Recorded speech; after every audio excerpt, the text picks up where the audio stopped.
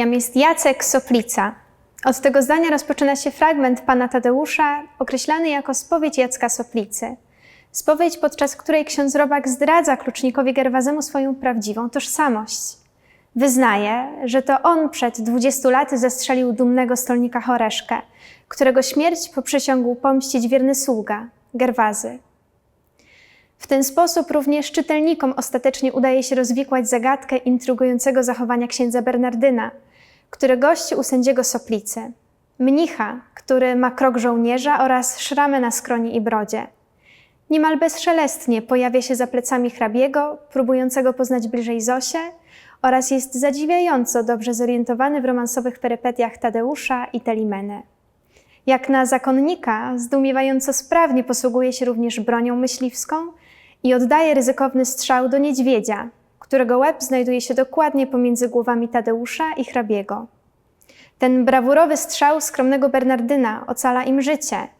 Właśnie ta umiejętność celnego strzelania zastanowiła Gerwazego, który stwierdził: Panowie, długo żyję. Jednego widziałem człowieka, co mógł takim popisać się strzałem. Ów głośny niegdyś u nas w stylu pojedynków, ów co korki kobietom wystrzelał z patynków, ów łotr nad łotry, sławny w czasy wiekopomne, ów Jacek, wulgo Wąsal, nazwiska nie wspomnę, ale mu nie czas teraz dojeżdżać niedźwiedzi, pewnie po same wąsy hultaj w piekle siedzi. Tym razem udało się utrzymać tożsamość w tajemnicy. Gerwazy nie był w stanie uwierzyć, że coś mogłoby łączyć cichego księdza Robaka z butnym szlachcicem o niepohamowanym temperamencie. Również mieszkańcy i goście soplicowskiego dworu nie rozpoznali w księdzu Bernardynie Jacka Soplicy, brata sędziego i ojca Tadeusza. Tak głęboka była jego metamorfoza. Adam Mickiewicz, kreując tę postać, posłużył się formułą bohatera dynamicznego, który przechodzi przemianę duchową i zmienia całkowicie swoje postępowanie, wyznawane wartości, a nawet wygląd i sposób zachowania. Jacek Soplica, niegdyś dumny szlachcic, syn Podczaszego, cieszył się popularnością w całej okolicy i przez to był istotny dla miejscowego magnata, stolnika Choreszki, dla którego był cenny jako sprzymierzeniec popierający jego interesy podczas głosowań sejmikowych. Popularność młodego Soplicy sprawiła, że jego decyzje i poglądy podzielało ogromne grono krewnych, przyjaciół i stronników, gotowych również na jego znak ruszyć do walki.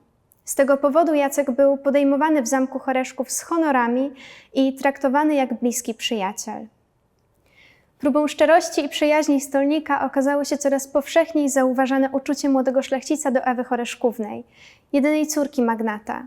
Mimo tego, że i ona zakochała się w młodym Soplicy, stolnik wybrał dla niej na męża innego kandydata, kasztelana witebskiego, który wkrótce został wojewodą. A fakt, że o radę, czy to wystarczająco dobry kandydat, zapytał Jacka, ostatecznie rozwiał nadzieję młodego szlachcica na małżeństwo z ukochaną Ewą i dogłębnie uraził jego dumę. Głęboka, romantyczna i pełna czułości, ale niespełniona miłość oraz urażone poczucie własnej godności pchnęły młodego Soplicę do zabójstwa. Zastrzelił stolnika podczas ataku Rosjan na zamek Choreszków.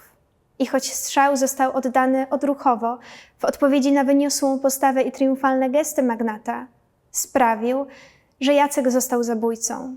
Mimo że nie był w zmowie z atakującymi, został powszechnie uznany za zdrajcę narodowego, stronnika Konfederacji Targowickiej odrzucającej prawo Konstytucji 3 maja.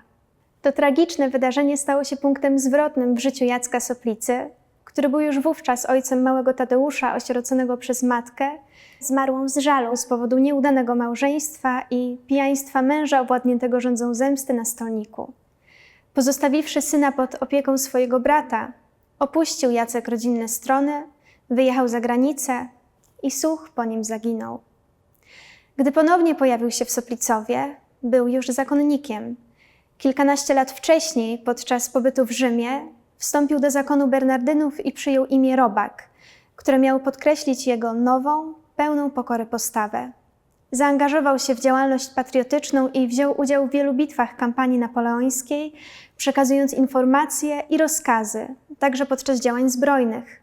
Był między innymi pod Hohenlinden, Samosierrą i Jeną, gdzie został ranny. Działał też jako tajny emisariusz patriotyczny we wszystkich 3 zaborach, przenosząc informacje przez granice i organizując powstanie na Litwie. O tym wszystkim nie wiedzieli jednak mieszkańcy Soplicowa i okolic, gdy zaczęli gościć u siebie tajemniczego księdza Robaka. Widzieli w nim skromnego zakonnika, który jest zaskakująco dobrze zorientowany w sprawach polityki i działań wojenno-napoleońskich. Zwłaszcza jego agitacyjna rozmowa z przedstawicielami drobnej szlachty, którą umiejętnie przeprowadził w karczmie Jankiela, sprawiła, że zaczęto dostrzegać w nim tajnego emisariusza napoleońskiego. Nikt jednak, oprócz starego Macieja Dobrzyńskiego, nie rozpoznał w nim Jacka Soplicy, dawnego hulaki i awanturnika. Prawdziwą tożsamość księdza Robaka znał również Jankiel, który współdziałał z nim potajemnie na rzecz zorganizowania zbrojnego powstania na Litwie. W dniu zajazdu na Soplicowo poznał ją także sędzia Soplica, któremu starszy brat ujawnia się podczas wieczornej rozmowy, spodziewając się wydarzeń, w których może zginąć.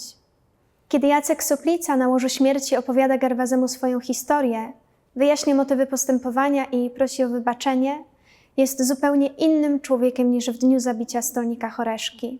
Nawet żyjący rządzą zemsty klucznik Gerwazy nie pozostaje obojętny wobec tej przemiany i świadomy tego, że zawdzięcza mu życie swoje oraz hrabiego, ostatecznie mu wybacza. Informuje go również, że uczynił to także stolnik w chwili śmierci. Poeta w postaci Jacka Soplicy, księdza Robaka, wykreował nowy typ bohatera romantycznego, którego biografię można podzielić na 2 etapy połączone przemianą wewnętrzną, jak to miało miejsce również w przypadku Gustawa Konrada czy Konrada Wallenroda. Inaczej jednak wygląda jego sposób realizacji idei walki o niepodległość. Nie jest to już samotne działanie, ale włączenie się w zorganizowaną konspirację opartą o sieć kontaktów i zdobywanie kolejnych zwolenników walki o wolność. To tajne misje patriotyczne księdza Robaka, przekazywanie informacji z pozostałych zaborów oraz próba przygotowania powstania na Litwie tworzą jeden z głównych wątków poematu. Dzięki jego służbie dla kraju w prowincjonalnym Soplicowie pojawiają się kwestie niepodległościowe. To on obrazowo opowiada o spotkaniu z generałem Janem Henrykiem Dąbrowskim, napoleońskich bitwach i planach podboju Rosji, które powinni wykorzystać Polacy i wywalczyć upragnioną niepodległość.